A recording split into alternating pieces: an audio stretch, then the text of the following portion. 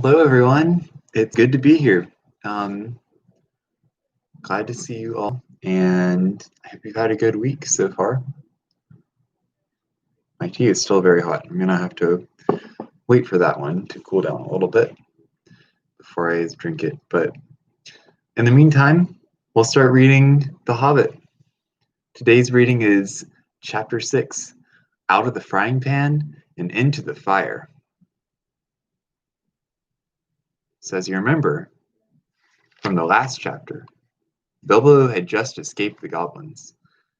He won the ring from Gollum, or he did not win the ring from Gollum. He escaped from Gollum and took the ring with him, and it happened to turn him invisible. The goblins couldn't see him as he escaped from them, and he slipped right through the door, and all of his buttons fell off of his waistcoat. And now he's outside running down the mountain. So we're going to start reading chapter 6 now. Bilbo had escaped the goblins, but he did not know where he was. He had lost hood, cloak, food, pony, his buttons, and his friends. He wandered on till the sun began to sink westwards, behind the mountains. Their shadows fell across Bilbo's path, and he looked back. Then he looked forward and could see before him only ridges and slopes, falling towards lowlands, and plains glimpsed occasionally between the trees. "Good heavens!" he exclaimed. "I seem to have gotten right to the other side of the misty mountains, right to the edge of the land beyond. Where, oh where, can Gandalf and the dwarves have got to? I only hope to goodness they're not still back there in the power of the goblins." He still wandered on, out of the little high valley, over its edge, and down the slopes beyond. But all the while a very uncomfortable thought was growing inside him. He wondered whether he ought not, now that he had the magic ring, to go back into the horrible, horrible tunnels and look for his friends. He had just made up his mind that it was his duty, that he must turn back, and very miserable he felt about it, when he heard voices. He stopped and listened. It did not sound like goblins, so he crept forward carefully.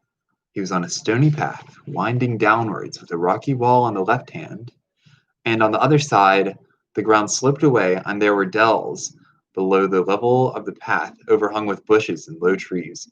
In one of these dells, under the bushes, people were talking. He crept still nearer, and suddenly he saw peering between two big boulders a head with a red hood on. It was Balin, doing lookout. He could have clapped and shouted for joy, but he did not. He had still got the ring on, for fear of meeting something unexpected and unpleasant, and he saw Balin looking straight at him without noticing him. "I will give them all a surprise," he thought, as he crawled into the bushes at the edge of the dell. Gandalf was arguing with the dwarves. They were discussing all that had happened to them in the tunnels, and wondering and debating what they were to do now. The dwarves were grumbling, and Gandalf was saying that they could not possibly go on with their journey, leaving Mr. Baggins in the hands of the goblins, without trying to find out if he was alive or dead, and without trying to rescue him. "After all, he is my friend," said the wizard, "and not a bad little chap. I feel responsible for him. I wish to goodness you had not lost him." The dwarves wanted to know why he had ever been brought at all, why he could not stick to his friends and come along with them, and why the wizard had not chosen someone with more sense. "He has been more trouble than you so far," said one. "If we have got to go back now into those abominable tunnels to look for him, then drat him, I say." Gandalf answered angrily, "I brought him, and I don't bring things that are of no use. Either you help me look for him, or I go and leave you here to get out of the mess as best you can yourselves. If only we can find him again, you will thank me before it is over." "Whatever did you want to go and drop him for, Dory?"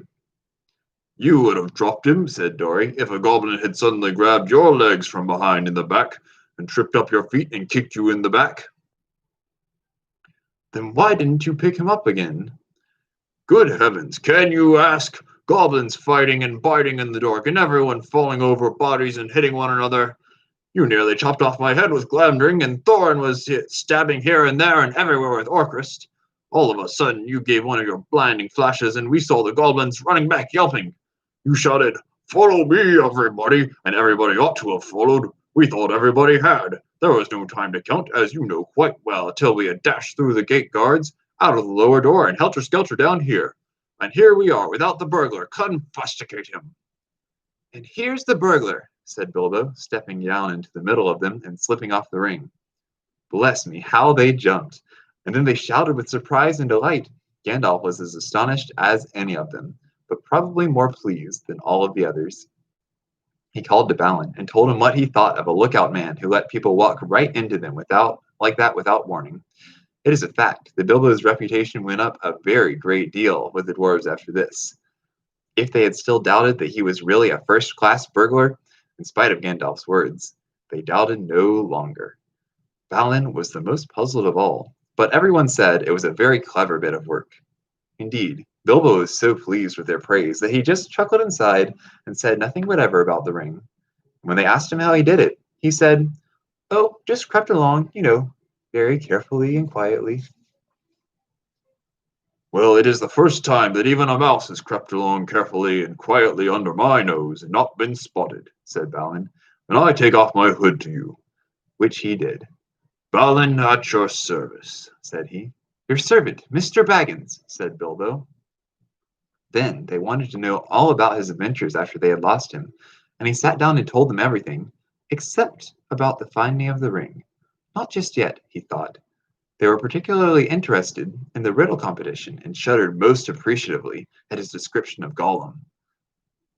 "And then I couldn't think of any other question with him sitting beside me," ended Bilbo, "so I said, 'What's in my pocket?' And he couldn't guess in 3 goes. So I said, 'What about your promise? Show me the way out.' But he came at me to kill me, and I ran over and fell over, and he missed me in the dark. And then I followed him because I heard him talking to himself. He thought I really knew the way out, and so he was making for it. And then he sat down in the entrance, and I could not get by, so I jumped over him and escaped and ran down to the gate." "What about the guards?" they asked. "Weren't there any guards?" "Oh, yes, lots of them, but I dodged them. I got stuck in the door, which is only open a crack, and I lost lots of buttons," he said, sadly looking at his torn clothes. "But I squeezed through all right, and here I am." The dwarves looked at him with quite a new respect when he talked about dodging guards, jumping over Gollum, and squeezing through, as if it was not very difficult or very alarming. "What did I tell you?" said Gandalf, laughing. "Mr. Baggins has more about him than you guess." He gave Bilbo a queer look from under his bushy eyebrows as he said this, and the hobbit wondered if he guessed the part of his tale that he had left out. Then he had questions of his own to ask, for Gandalf had explained it all by now to the dwarves. For if Gandalf had explained it all by now to the dwarves, Bilbo had not heard it. He wanted to know how the wizard had turned up again, and where they had all got to now. The wizard, to tell the truth, never minded explaining his cleverness more than once, so now he told Bilbo that both he and Elrond had been aware of the presence of the evil goblins in that part of the mountains. But their main gate used to come out on a different pass, one more easy to travel by, so that they often caught people benighted near their gates. Evidently, people had given up going that way, and the goblins must have opened up their new entrance at the top of the pass the dwarves had taken quite recently, because it had been found quite safe up to now. "I must see if I can't find a more or less decent giant to block it up again," said Gandalf, "or there will be no getting over the mountains at all." As soon as Gandalf heard Bilbo's yell, he realized what had happened. In a flash, which killed the goblins that were grabbing him, he had nipped inside the crack, just as it snapped to. He followed after the drivers and prisoners right to the edge of the great hall, and there he sat down and worked up the best magic he could in the shadows. "A very ticklish business it was," he said. "Touch and go." But of course Gandalf had made a special study of bewitchments with fire and lights. Even the Hobbit had never forgotten the magic fireworks, the old Tooks' Midsummer Eve parties, as you remember. The rest we all know, except that Gandalf knew all about the back door, as the goblins called the lower gate, where Bilbo lost his buttons? As a matter of fact, it was well known to anybody who was acquainted with this part of the mountains, but it took a wizard to keep his head in the tunnels and guide them in the right direction. "They made that gate ages ago," he said, "partly for a way of escape, if they needed one, and partly as a way out into the lands beyond, where they still come in the dark and do great damage. They guard it always, and no one has ever managed to block it up. They will guard it doubly after this." He laughed. All the others laughed too. After they had lost a good deal, After all, they had lost a good deal, but they had killed the great goblin and a great many others besides, and they had all escaped, so they might be said to have had the best of it so far. But the wizard called them to their senses. "We must be getting on at once. Now we are a little rested," he said. "They will be out after us in hundreds when the night comes on, and already shadows are lengthening. They can smell our footsteps for hours and hours after we have passed. We must be miles on before dusk. There will be a bit of moon if it keeps fine, and that is lucky. Not that they mind the moon much, but it will give us a little light to steer by." "Oh, yes," he said in answer to more questions from the Hobbit. "You lose track of time inside goblin tunnels. Today's Thursday, and it was Monday night or Tuesday morning that we were captured. We have gone miles and miles and come right down through the heart of the mountains, and are now on the other side, quite a shortcut. But we are not at the point to which our pass would have brought us. We are too far to the north and have some awkward country ahead, and we are still pretty high up. Let's get on."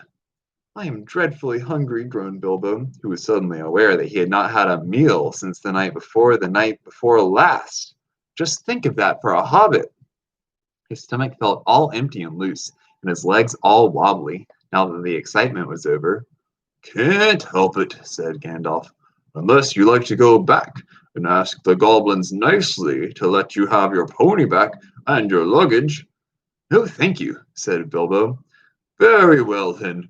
We must just tighten our belts and trudge on, or we shall be made into supper, and that will be much worse than having none ourselves." As they went on, Bilbo looked from side to side for something to eat, but the blackberries were still only in flower, and of course there were no nuts, not even hawthorn berries. He nibbled a bit of sorrel, and he drank from a small mountain stream that crossed the path, and he ate 3 wild strawberries that he found on its bank, but it was not much good. They still went on and on. The rough path disappeared. The bushes and the long grasses between the boulders, the patches of rabbit-cropped turf, the thyme and the sage and the marjoram, and the yellow rock roses all vanished, and they found themselves at the top of a wide, steep slope of fallen stones, the remains of a landslide. When they began to go down this, rubbish and small pebbles rolled away from their feet, and soon larger bits of split stone went clattering down and started other pieces below them, slithering and rolling. Then lumps of rock were disturbed and bounded off, crashing down with the dust and the noise. Before long, the whole slope above them and below them seemed on the move. They were sliding away, huddled all together in a fearful confusion of slipping, rattling, cracking slabs and stones. It was the trees at the bottom that saved them. They slid into the edge of a climbing wood of pines that stood right up the mountain slope from the deeper, darker forests of the valleys below. Some caught hold of the trunks and swung themselves into lower branches. Some, like the little hobbit, got behind a tree to shelter from the onslaught of the rocks. Soon the danger was over, the slide had stopped, and the last faint crashes could be heard as the largest of the disturbed stones went bounding and spinning among the bracken and the pine roots far below. "Well, that has got us on a bit," said Gandalf. "And even the goblins tracking us will have a job to come down here quietly." "I dare say," grumbled Bombur, "but they won't find it difficult to send stones bouncing down on our heads." The dwarves and Bilbo were feeling far from happy, and were rubbing their bruised and damaged legs and feet. "Nonsense! We are going to turn aside here out of the path of their slide. We must be quick. Look at that light." The sun had long gone behind the mountains. Already the shadows were deepening about them. though far away through the trees and over the black tops of those growing lower down, they could still see the evening lights on the plains beyond. They limped along as fast as they were able down the gentle slopes of a pine forest in a slanting path leading steadily southwards. At times they were pushing through a sea of bracken with tall fronds rising above the hobbit's head. At times they were marching along quiet, over a floor of pine needles, and all the while the forest gloom got heavier and the forest silence deeper. There was no wind that evening to bring even a sea sighing into the branches of the trees. "Must we go any further?" asked Bilbo, when it was so dark he could only just see Thorin's beard wagging beside him, and so quiet he could hear the dwarfs breathing like a loud noise. "My toes are all bruised and bent, and my legs ache, and my stomach is wagging like an empty sack." "A bit further," said Gandalf. After what seemed like ages further, they came suddenly to an opening where no trees grew. The moon was up and was shining into the clearing. Somehow it struck all of them as not at all a nice place, although there was nothing wrong to see. All of a sudden, they heard a howl away downhill, a long, shuddering howl. It was answered by another away to the right and a good deal nearer to them, and then another, not far away to the left. It was wolves howling at the moon, wolves gathering together. There were no wolves living near Mr. Baggins' hole at home, but he knew that noise. He had had it described to him often enough in tales. One of his elder cousins, on the Took side, who had been a great traveler, used to imitate it to frighten him. To hear it out in the forest under the moon was too much for Bilbo. Even magic rings are not much use against wolves, especially against the evil packs that lived under the shadow of the goblin-infested mountains, over the edge of the wild on the borders of the unknown. Wolves of that sort smell keener than goblins, and do not need to see you to catch you.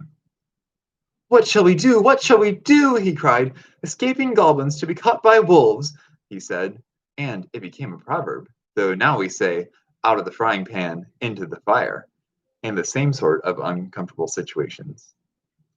"Up the trees, quick!" cried Gandalf, and they ran to the trees at the edge of the glade, hunting for those that had branches fairly low or were slender enough to swarm up.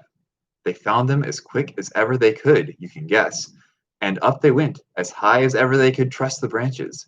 You would have laughed, from a safe distance, if you had seen the dwarves sitting up in trees with their beards dangling down, like old gentlemen gone cracked and playing at being boys. Feely and Keely were at the top of a tall lark, like an enormous Christmas tree. Dori, Nori, Ori, Owain, and Gloin were more comfortable in a huge pine with regular branches sticking out at intervals like the spokes of a wheel. Bifur, Bofur, Bombur, and Thorin were in another.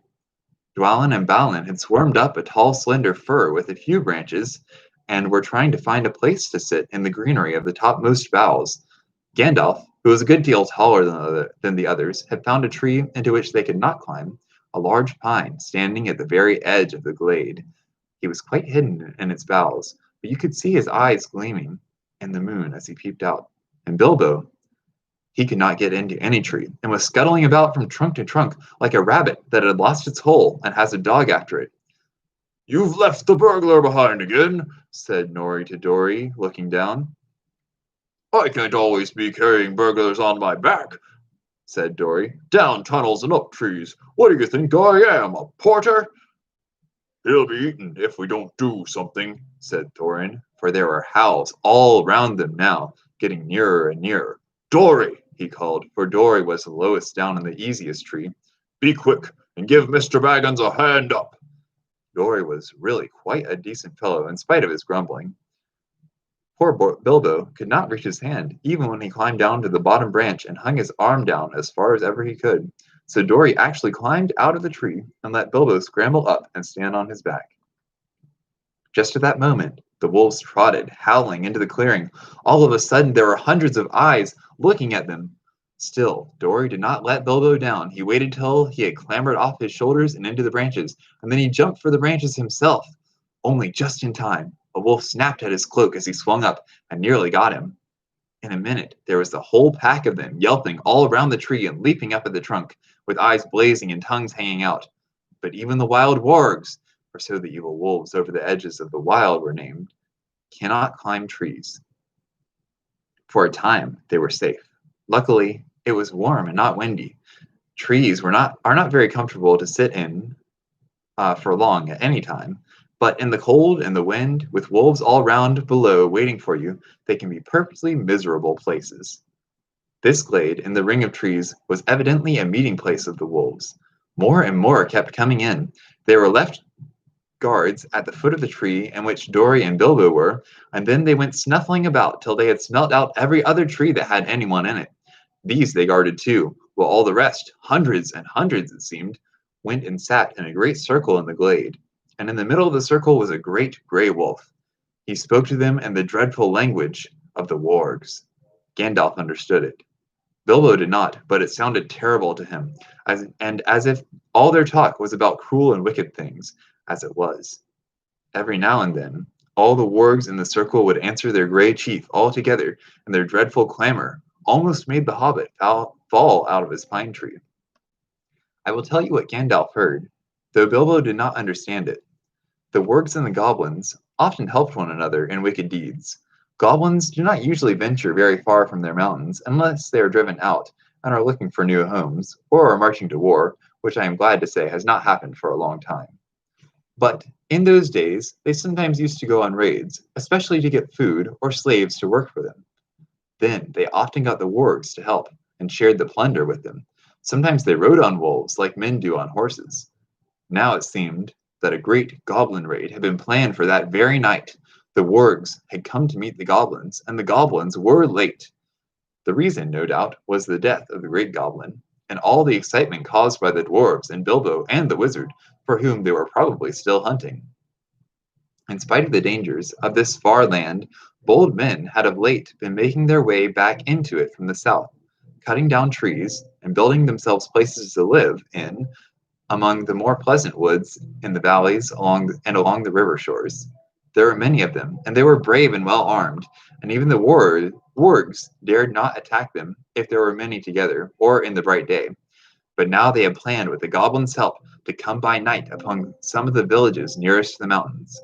If their plan had been carried out, there would have been none left there next day. All would have been killed except the few goblins kept from the wolves and carried back as prisoners to their caves.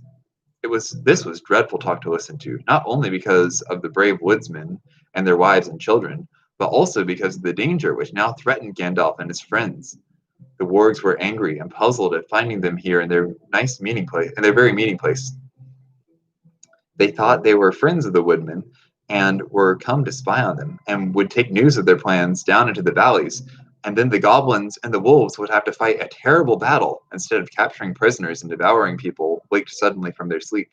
So the wargs had no intention of going away and letting the people up the trees escape. At any rate, not until morning. And long before that, they said, the goblin soldiers will be coming down from the mountains, and goblins can climb trees or cut them down. Now you can understand why Gandalf, listening to their growling and yelping, began to be dreadfully afraid, wizard though he was, and to feel that they were in a very bad place, and had not escaped yet at all. All the same, he was not going to let them have it all their own way, though he could not do very much, stuck up in a tall tree, with the wolves all round on the ground below. He gathered the huge pine cones from the branches of the tree. Then he set one alight with bright blue fire, and threw it whizzing down among the circle of the wolves. It struck one on the back, and immediately his shaggy coat caught fire, and was leaping to and fro, yelping horribly. Then came another, and another, one in blue flames, one in red, and another in green. They burst on the ground in the middle of the circle, and went off in colored sparks and smoke. A specially large one hit the chief wolf on the nose, and he leaped in the air 10 feet, then rushed round and round the circle, biting and snapping even at the other wolves in his anger and fright. The dwarves and Bilbo shouted and cheered. The rage of the wolves was terrible to see, and the commotion they made filled all the forest. Wolves are afraid of fire at all times, but this was a most horrible and uncanny fire. If a spark got in their coats, it stuck and burned into them, and unless they rolled over very quick, they were soon all in flames. Very soon.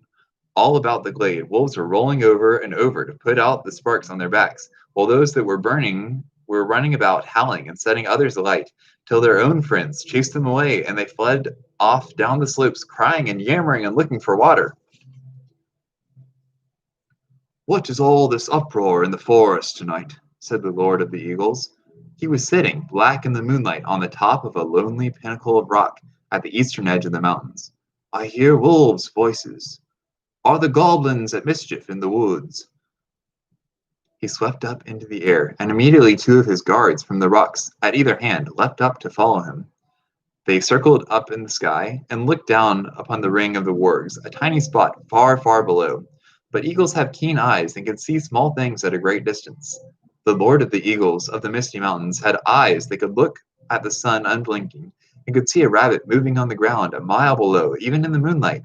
So, though he could not see people in the trees, he could make out the commotion among the wolves and see the tiny flashes of fire and hear the howling and yelping come up faint from far beneath him.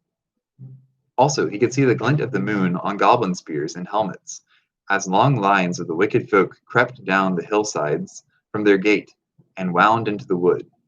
Eagles are not kindly birds. Some are cowardly and cruel, but the ancient race of the northern mountains were the greatest of all birds, and they were proud and strong and noble-hearted. They did not love goblins or fear them. When they took any notice of them at all, which was seldom, for they did not eat such creatures, they swooped down on them and drove them shrieking back into their caves and stopped whatever wickedness they were doing.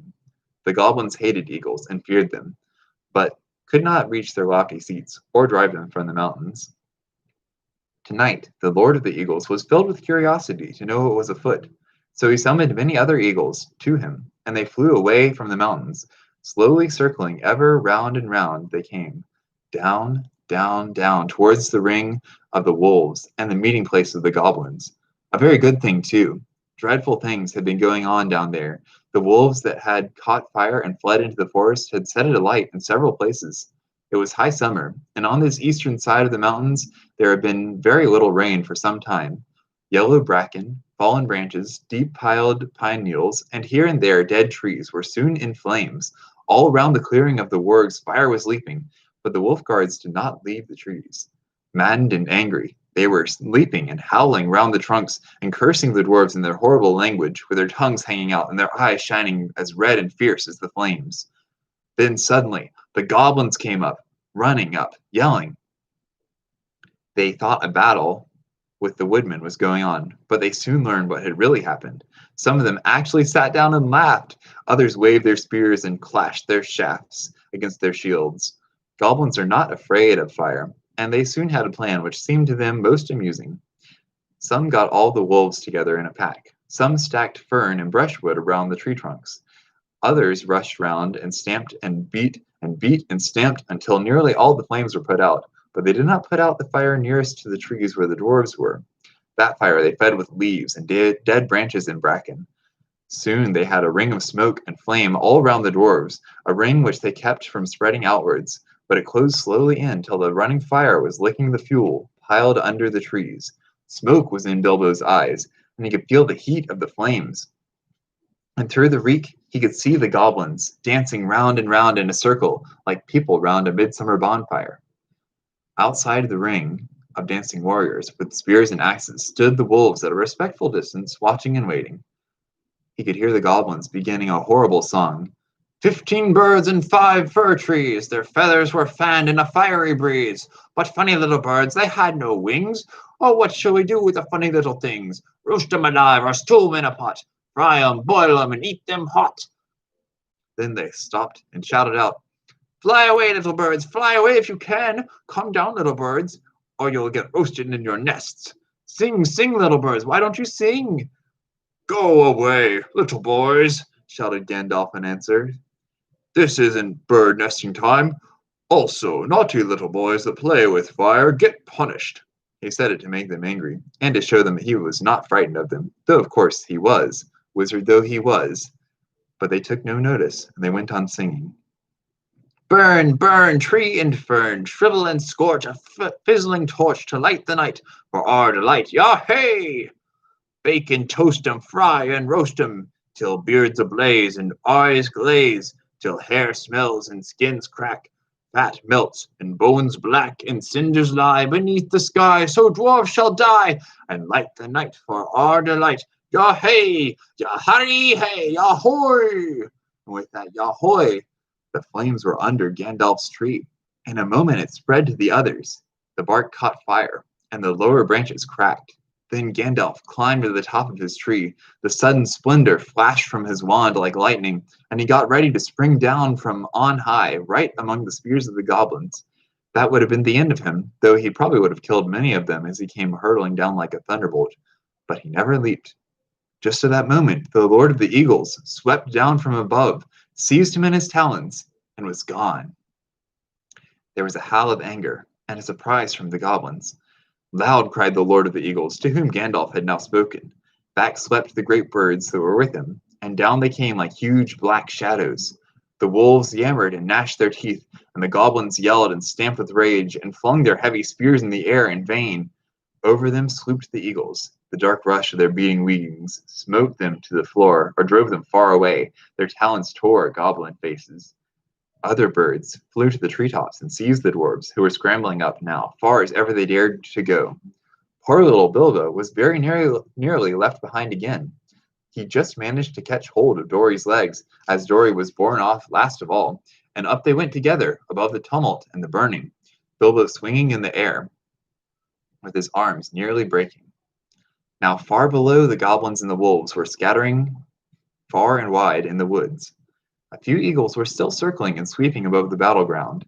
The flames about the trees sprang suddenly up above the highest branches. They went up in a crackling fire. There was a sudden flurry of sparks and smoke. Bilbo had escaped only just in time.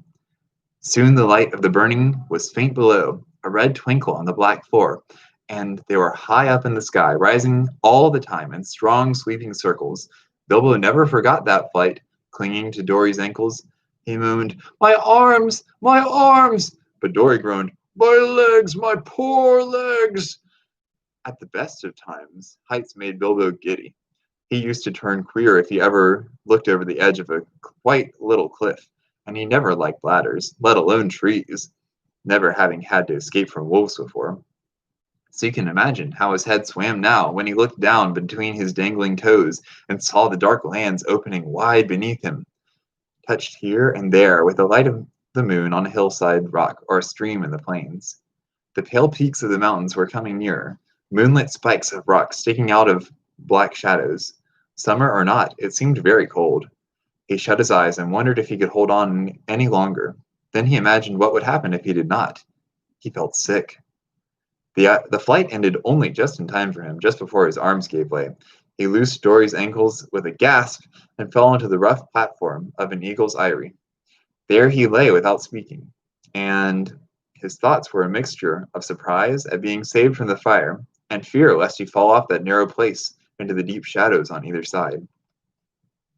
He was feeling very queer indeed in his head by this time, after the dreadful adventures of the last 3 days, with next to nothing to eat, and he found himself saying aloud, "Now I know what a piece of bacon feels like when it is suddenly picked out of the pan on a fork and put back on the shelf." "Oh, you don't," he heard Dory answering, "because the bacon knows that it will get back in the pan sooner or later, and it is hoped we shan't. Also, eagles aren't forks." "Oh, no, not a bit like storks, forks, I mean," said Bilbo, sitting up and looking anxiously at the eagle who was perched close by. He wondered what other nonsense he had been saying, and if the eagle would think it rude. You ought not to be rude to an eagle when you are only the size of a hobbit and are up in his eyrie at night. The eagle only sharpened his beak on a stone and trimmed his feathers and took no notice. Soon another eagle flew up. The Lord of the Eagles bids you to bring your prisoners to the great shelf," he cried, and was off again. The other seized Dory in his claws and flew away with him into the night, leaving Bilbo all alone. He had just strength to wonder what the messenger had meant by prisoners, and begin to think of being torn up for supper like a rabbit, when his own turn came. The eagle came back, seized him in his talons by the back of his coat, and swooped off. This time he flew only a short way. Very soon Bilbo was laid down, trembling with fear, on a wide shelf of rock on the mountainside.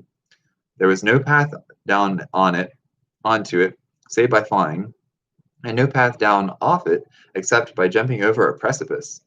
There he found all the others sitting with their backs to the mountain wall. The Lord of the Eagles was also there and was speaking to Gandalf. It seems that Bilbo was not going to be eaten after all. The wizard and the Eagle Lord appeared to know one another slightly, and even to be on friendly terms. As a matter of fact, Gandalf, who had often been in the mountains, had once rendered a service to the Eagles and healed their lord from an arrow wound. So you see, prisoners had meant prisoners rescued from the goblins only, and not captives of the Eagles.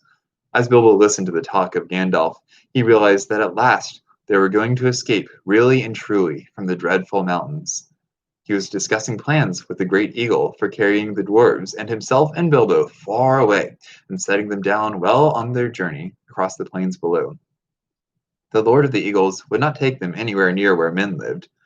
They would shoot at us with their great bows of yew, he said, for they would think that we were after their sheep. And at other times they would be right. No, we are glad to cheat the goblins of their sport, and glad to repay our thanks to you, but we will not risk ourselves for the dwarves in the southern plains. Very well, said Gandalf. Take us where and as far as you will. We are already deeply obliged to you, but in the meantime we are famished with hunger.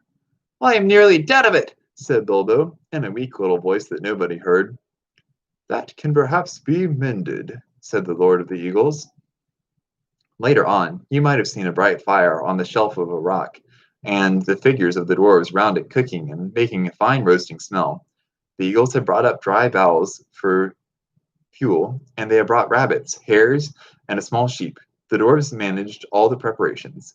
Bilbo was too weak to help, and anyway, he was not much good at skinning rabbits or cutting up meat, being used to having it delivered by the butcher, all ready to cook. Gandalf, too, was lying down after doing his part in setting the fire going, since Owen and Gloin had lost their tinder boxes. Dwarves have never taken to matches, even yet. So ended the adventure in the Misty Mountains. Soon Bilbo's stomach was feeling full and comfortable again, and he felt he could sleep contentedly, though really he would have liked a loaf and butter better than the bits of meat toasted on sticks.